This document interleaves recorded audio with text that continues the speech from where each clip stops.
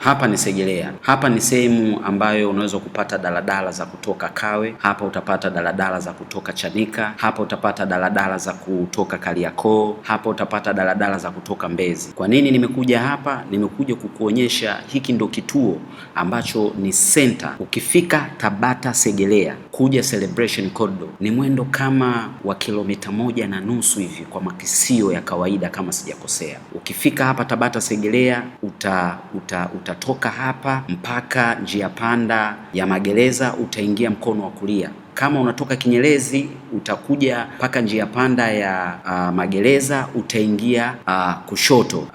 Leo nimekuja hapa, nataka nipande bajaji kutoka hapa Segerea mpaka Celebration Corridor, sehemu ambayo utakutana na swimming pool nzuri, sehemu ambayo utakuta mandhari mazuri, sehemu ambayo utakuta chakula kizuri na kitamu, sehemu ambayo utapata vinywaji vya kila aina, sehemu ambayo utapata utulivu. Pia ni sehemu ambayo tumeanzisha kitu kipya kinaitwa Celebration Swimming Academy. Lengo letu ni kuendesha mafunzo kwa wale wote wanaohitaji kuogelea. Karibu. Nipo kwenye bajaji kutoka hapa Segerea mpaka Celebration Corridor. Naomba twende pamoja nami uone safari yangu jinsi ilivyo. Ni lami kutoka hapa Segerea mpaka Celebration Corridor.